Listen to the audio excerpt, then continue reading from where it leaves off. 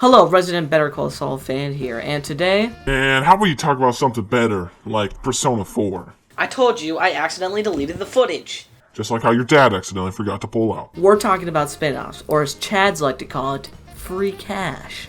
So first off, what is really a spin-off? Well, it's not a sequel. That would be something like Pokemon Red to Pokemon Gold, but they're not new IPs like Uncharted 1 or Smash 64.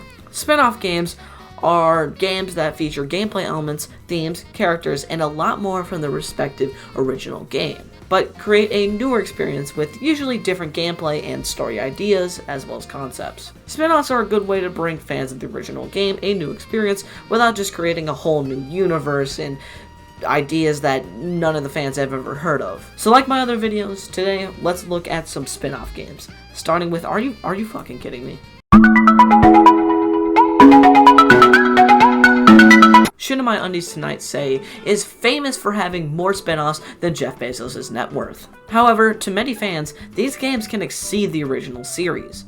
SMT as a franchise is a spin-off of digital devil story Megami Tensei, which released in 1987 from the Famicom and was a critical and commercial success, which led to a sequel and the first ever SMT game, Shin Megami Tensei, for the Super Famicom in 1992, which was an even bigger commercial and critical success. Fans adored the darker tone and the interesting turn-based combat explored here.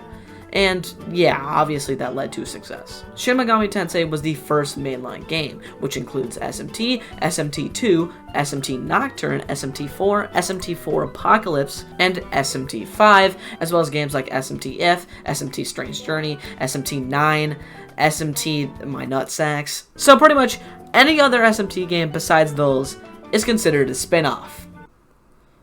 That's a lot of games, so let's go over some of them. Digital Devil Saga and its sequels are some of the most beloved entries in the SMT franchise. The highlight here in the games are the story, but other than that, the gameplay is pretty similar to Nocturne. Everything from the movement to the camera is all just really similar. I mean, look at the gameplay. You cannot tell me this doesn't look like Nocturne. Then there's the Devil Summoner series, which is pretty expansive. The first game in 1995 follows a group of college students and they have to investigate the appearance of demons in their town and the activities of Sid Davis. A sequel to said game was then dubbed Soul Hackers, or as gamers like to call it, SMT Devil Summoner Soul Hackers. What a mouthful. And this game was released in 1997, and to this day is pretty beloved for its cyberpunk 90s type of theme. And we're just now getting a sequel to it. Good job, Atlas. Then there is the Persona series, which I have talked about so much that I don't even have to say anything. But that Persona 3 video will be coming out, so just please subscribe! So overall, SMT spin-offs are pretty similar, with slight gameplay changes and wildly different themes and stories. However, these games all use the same demons and the same skills, so that the games still feel like they're in the same overall series and universe. Luigi's Mansion for the GameCube is one of the most beloved games for the GameCube. Releasing on launch day in 2001, it was marketed as the graphical showcase for the GameCube.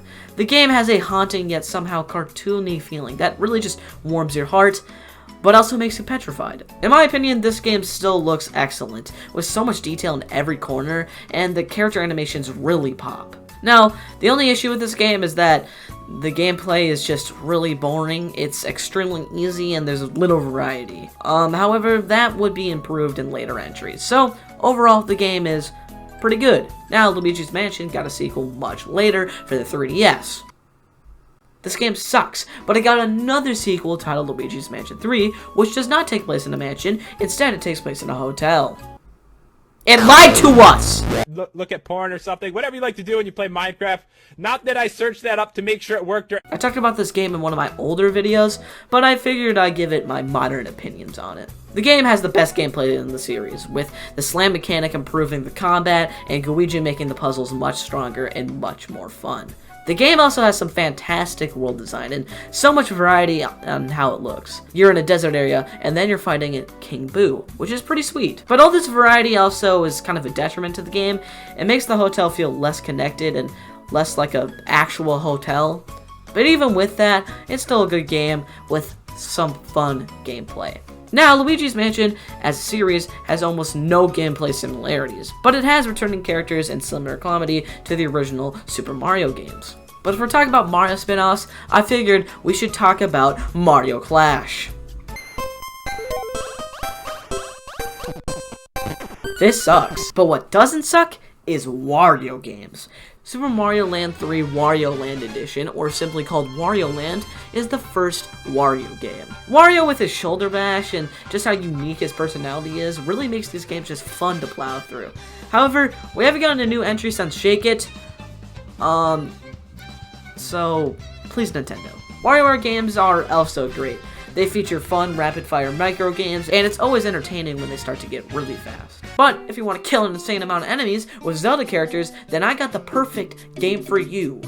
The Dynasty Warrior games are interesting, as they always revolve around killing an insane amount of enemies and summoning your inner Ted Bundy. Now, this game took a Zelda twist when Hyrule Warriors came out. This game features many different Zelda characters like Link, Zelda, Impa, and Ganon, and the goal here is to pretty much always destroy enemies. The map design here is pretty nice, but the game gets stale as it goes on with little to no variation in the gameplay, which is pretty similar to the Dynasty Warrior games. However, then Nintendo said Breath of the Wild 2, nah, Breath of the Wild hack and slash, and made a pretty cool game that involves time travel.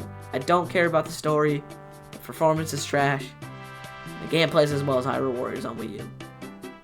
It's okay. But you want to know what else still got a Warrior spin-off? Persona 5, bitch! So to end this video, I just have to say, subscribe, please. I'm not kidding about that Persona 3 video. So please subscribe. I miss the old Kanye, straight from the gold Kanye. Chop up the soul Kanye, set on his goals Kanye. I hate the new Kanye, the bad mood Kanye, the always rude Kanye. Spaz in the news Kanye.